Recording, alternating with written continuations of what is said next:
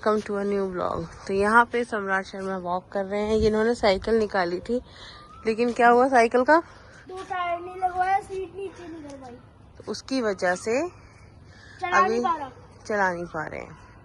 इसलिए हम दोनों आ गए थे सुबह वॉक करने, क्योंकि वॉक है बहुत ज़रूरी। इंसान को अपनी ज़िंदगी में वॉक करना बहुत ज़रूरी है।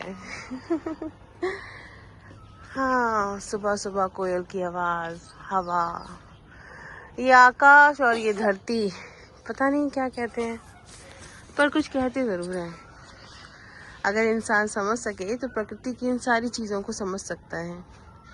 प्रकृति हमें होने वाले हर चीज़ का संदेश पहले ही दे देती है। ये कब्रिस्तान है हमारे घर के सामने।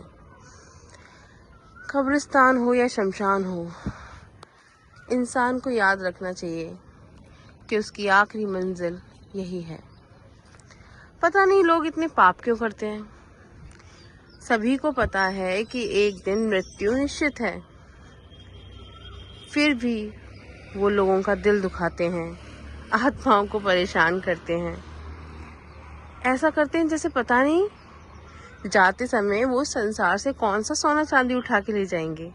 अरे भाई, यही 2 गज मिट्टी के नीचे दफन हो जाते हैं, जिस चिता की 4 लकड़ियों में जल के खत्म हो जाते हैं। फिर किस बात का अहंकार करते हो? देखो, यहाँ से तुम एक पत्ता भी नहीं ले जा सकते। ना तुम कुछ लेके आए थे और ना तुम कुछ लेके जा पाओगे। फिर क्यों तुम अपनी जिंदगी दूसरों को बर्बाद करने में लगाते हो?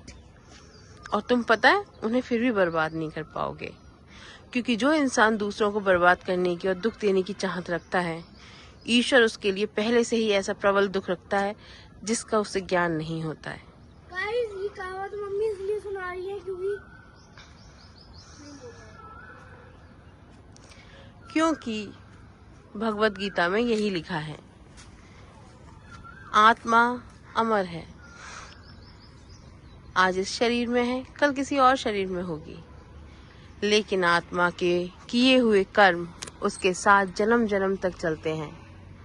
जन्म जन्म तक हम शरीर बदल सकते हैं, लेकिन हमारे किए हुए काम कर्म हमारे साथ जरूर वही चलते जाते हैं। इसलिए हमें अपने जीवन में अच्छे कर्म करने चाहिए। चाहे कोई हमसे पाप कराना भी चाहे, तब भी पाप नहीं करना चाहिए। यही जिंदगी का सार है। Later. तो गाइस, यहाँ दूध उबल रहा है और मैंने सम्राट का सारी बुक्स वगैरह ये सब अपनी सम्राट की लिए रखी हैं, क्योंकि आज सम्राट स्कूल नहीं गया, क्योंकि इसकी यूनिफॉर्म में कुछ प्रॉब्लम आ गई थी। और आज इसके पापा भी आ जाएंगे तो फिर दिला लाएंगे नई यूनिफॉर्म, क्योंकि उसकी यूनिफॉर्म आएगी अब नई, क्योंकि वेडनेसडे को ना नई यूनिफॉर्म पहनते हैं। और अभी बस दूध उबल जाए। अगर आप किसी चीज़ का वेट वहाँ पे खड़े होके करोगे ना बहुत देर लगा देती है वो चीज़। चलिए, मैं यहाँ दूध उबालती हूँ, फिर मिलती हूँ आपसे। A few moments later. तो सम्राट यहाँ होमवर्क कर रहा है और मैं भी अपनी बुक्स की स्टडीज़ कर रही हूँ, क्योंकि बुक्स जो होती है ना, वो हमारी लाइफ का वाकई में बहुत ही इम्पोर्टेंट रोल निभाती है हमारी लाइफ में। अब ज़िंदगी में हर उतार चढ़ाव, हर समय हम दूसरों से सीख सकते हैं, पर हर समय नहीं सीख सकते। दूसरों से कुछ सीचें हम सीखते हैं, लेकिन हमें खुद भी सीखना होता है कि आखिर हमारी ज़िंदगी के उतार चढ़ाव में हम कैसे सीखें, कैसे चलें और कैसे गिर के संभलें। उसके लिए हमारे ग्रंथ, हमारी किताबें, यही सब हमारे काम आती हैं। ये बुक्स हैं, ये बुक्स वाकई में मतलब पूरे जीवन का सार होती हैं। आप इनसे बहुत कुछ सीख सकते हो, बहुत ज्ञान आता है। बड़े होके फिर ये सब काम आता है। हाँ, ज्ञान जो होता है वो काम ही आता है, चाहे वो किसी भी रूप में हो। अब भगवत गीता मैंने सुबह पढ़ी थी। आज तो मैंने सप्तशती माता का पाठ तो हम कर ही रहे हैं, 9 दिन चल रहे हैं माता के ये। और उसके अलावा उसको कवच को पढ़कर बहुत अच्छा लगता है। सप्तशती माता का कवच जो है, वाकई में सबको डेली पढ़ना चाहिए। लेडीज़ को तो ज़रूर ही पढ़ना चाहिए। बहुत ही पावरफुल कवच है, बहुत ही अच्छा लगता है। सरस्वती माता जी का मेरा वो भी जो है पेड़, हाँ, वो तो वहाँ रखा हुआ है स्कूल का। 1 hour later. Hey guys, welcome back to my channel. तो आजकल थोड़ी सी देर हो जाती है ब्लॉग अपलोड करने में। इसके पीछे वजह ये है कि नवरात्रि चल रही है, तो थोड़ा सा पूजा पाठ का काम रहता है। और फिर मैं जो दुर्गा सप्तशती है उसका पाठ भी डेली करती हूँ। आप सभी भी करते होंगे, व्रत में सभी लोग करते हैं और लेडीज़ तो खास तौर पे ही करती हैं। तो आज जब मैं दुर्गा सप्तशती का पाठ पढ़ रही थी, तो आज पहला अध्याय मैंने स्टार्ट किया था। तो उसमें शुंभ निशुंभ के बारे में था। उसमें एक राजा की कहानी भी थी जो उसके परिवार के द्वारा बाहर निकाल दिया जाता है, लेकिन फिर भी उसका मोह अपने परिवार में ही रहता है। तो उसमें एक ऋषि थे जो बता रहे थे कि मोह इसलिए रहता है क्योंकि ये श्री हरि विष्णु की माया है। चाहे कोई हमारे साथ कितना भी बुरा करे, लेकिन कई बार हमारा मोह उससे खत्म ही नहीं होता, क्योंकि हमारी ही किस्मत में दुख लिखा होता है। जो हमारी कदर नहीं करता, अगर हम उससे प्रेम करेंगे तो ये तो निश्चित है कि हम दुखी होंगे, क्योंकि प्रेम भी वापसी में प्रेम ही चाहता है। लेकिन आज का जीवन, आज के मनुष्य स्वार्थी हो गए हैं। उनमें स्वार्थ इतना हद तक हो गया है कि वो किसी के साथ 4 मिनट बाद भी सिर्फ स्वार्थ की वजह से ही करते हैं। प्रेम तो संसार से बिल्कुल विलुप्ति हो गया है। आजकल लोग सच्चा प्यार जानते ही नहीं हैं क्या होता है। गिव एंड टेक चलता है बस। तो संसार ही ऐसा है, हम कुछ कर भी नहीं सकते। आने वाले समय में तो कलयुग और बढ़ेगा, और तब तब तो संसार की क्या हालत होगी वो कुछ पता ही नहीं जा सकती है। वक्त की बात है। मैं जब शुंभ निशुंभ के बारे में पढ़ रही थी, तो शुंभ निशुंभ जानते थे कि माता से नहीं लड़ पाएंगे, लेकिन फिर भी उनको लड़ना था। उनमें अहंकार आ गया था, सब कुछ, मतलब उनमें ज्ञान भी था, लेकिन फिर भी उनमें अहंकार आ गया था। क्योंकि कहते हैं ना, विनाश काले विपरीत बुद्धि। जब किसी का विनाश का समय आता है तो उसकी बुद्धि काम नहीं करती, चाहे वो कितना भी ज्ञानी क्यों ना हो। वो अनीतिपूर्ण कार्य जरूर करता है, उसको सिर्फ गलत करना होता है। उसके अंदर इतना अहंकार आ जाता है कि वो ईश्वर को भी कुछ नहीं समझता है। वो सोचता है कि ईश्वर भी उसके अधीन है और वो जो भी कर रहा है वो सब कुछ सही है, क्योंकि उसकी बुद्धि में कुमति हो जाती है। और कुमत कहाँ से आती है? कुमत आती है कुसंगति से। अगर हमारी संगति अच्छी नहीं होगी तो हमारी बुद्धि का खराब होना तय है। इसीलिए पहले के बड़े बूढ़े कहते थे कि अपनी संगति अपनी किताबों को बनाओ। किताबों में ज्ञान होता है। इंसान तो तरह तरह के होते हैं संसार में, कुछ अच्छे, कुछ बुरे, कुछ मिक्स। लेकिन किताबों में जो ज्ञान है वो एकदम अच्छा ज्ञान है। ऋषि मुनियों के द्वारा लिखी हुई किताबें हैं। रामायण है, महाभारत है, गीता है, शिव पुराण है। इन सब ग्रंथों में वो राज और वो रहस्य छुपे हुए हैं जो इंसान के जीवन को सबसे श्रेष्ठ बना सकते हैं। लेकिन फिर भी ये कलयुग का प्रभाव है। इंसान को संगति ऐसी पसंद आती है जो अच्छी नहीं होती। इसीलिए सबको अपनी संगति अच्छी रखनी चाहिए। अगर आपकी संगति अच्छी होगी तो आपकी बुद्धि भी अच्छी होगी। अर्जुन की संगति कृष्ण थे, तो वो जीत गया और सही राह से जीत गया। और दुर्योधन की संगति शकुनी था, सब कुछ खत्म हो गया, सब कुछ तहस नहस हो गया। दुर्योधन को यह अहंकार था कि वो सब कुछ कर लेगा, उसके पास इतनी बड़ी सेना है, लेकिन फिर भी युद्ध के बाद उसके परिवार का कोई नहीं बच सका और वो भी मारा गया। ये होता है कुसंगति का असर।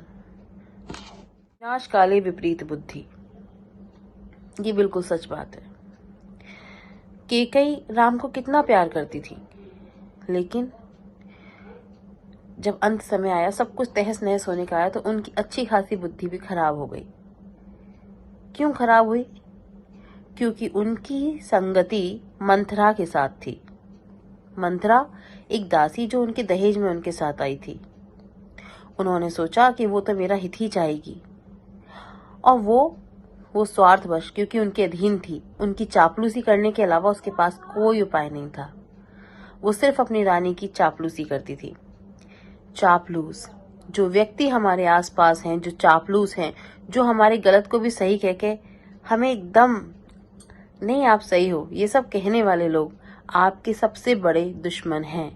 एक कहावत है, it is dangerous to be too good. किसी का बहुत अच्छा होना बहुत खतरनाक है। क्या पता उसके दिल में क्या मंशा है। वो आपके परिवार को, आपके कैरियर को कहां से कहां तक क्षति पहुंचाना चाहता है, ये आप समझ नहीं पाएंगे।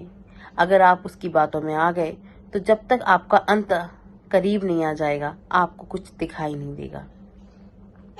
राम, रावण, कंस और कृष्ण, इन सब की भी मति मारी गई थी।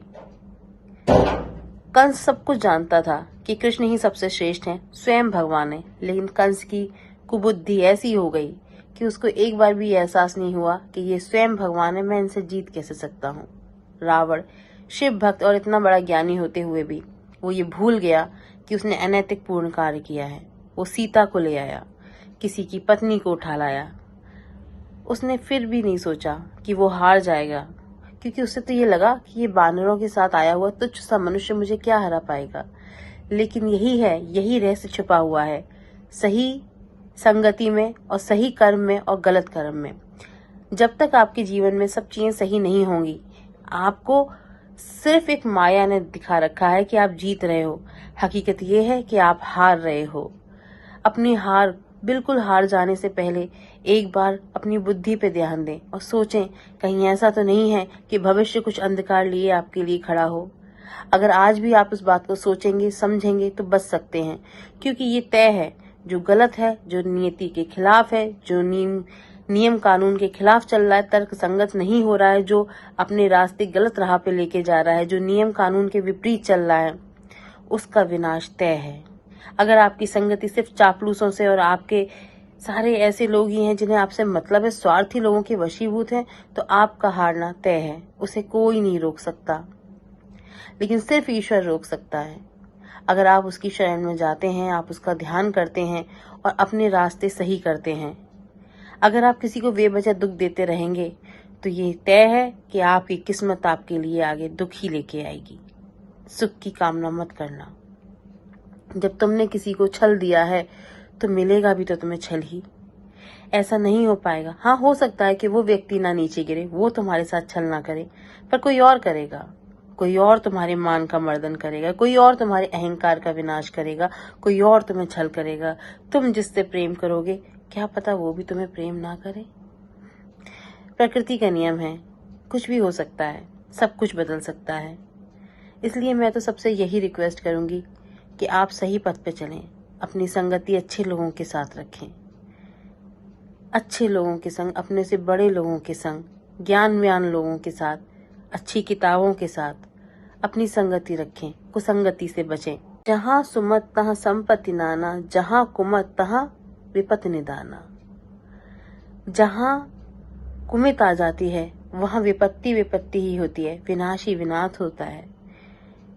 इस बात को समझिए। आजकल की जनरेशन बहुत तेजी में है। पैसों के पीछे भागते हुए लोग अपने जीवन में ये देखना भूल जा रहे हैं कि वो किस रास्ते पे जा रहे हैं। कोई अपना अगर उन्हें समझाता भी है तो वो उन्हें मूर्ख लगता है और वो उसकी बातों पे ध्यान नहीं देते। अपने बड़ों की, अपने माता पिता की बातें सुनिए, उन्हें समझिए, उन्हें मानिए। आप जीवन में आने वाले दुखों से बच सकते हैं।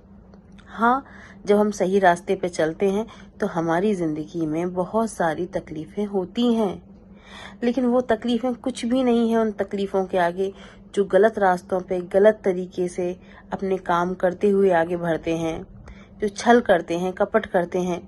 उनका तो विनाश हो जाता है। उन्हें दुख तकलीफ नहीं आती है, उनका सर्वनाश आता है। वो इतने गहरे दुखों से और तकलीफों से गुजरते हैं जो आप सोच भी नहीं सकते। आप बच सकते हैं अगर आप अपने कर्मों को श्रेष्ठ बनाएंगे, तो आप बच सकते हैं। भूल कर भी किसी के साथ छल ना करें, धोखा ना करें। धोखा बहुत बुरा होता है। आज आप तो किसी को दे के चल दोगे, लेकिन फिर नियति आपके लिए बहुत बड़ा खेल रचेगी और आपका सब कुछ एक धोखे में छीन लेगी।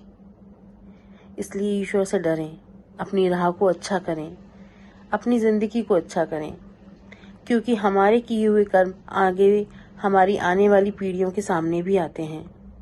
अगर किसी परिवार में कोई सती होती है तो उसके परिवार की लड़कियां और बहुएं सब अलग निकलती हैं, और अगर गलत करते हैं तो फिर परिवार बर्बाद हो जाते हैं। कितने मर्डर होते हैं, कितने क्राइम होते हैं, वो सब इन्हीं सब वजहों से होते हैं ना, जो गलत होते हैं। पर आप उन सब से बच सकते हैं। सिर्फ आपको अपनी राह अच्छी करनी है, अपने ख्याल अच्छे करने हैं।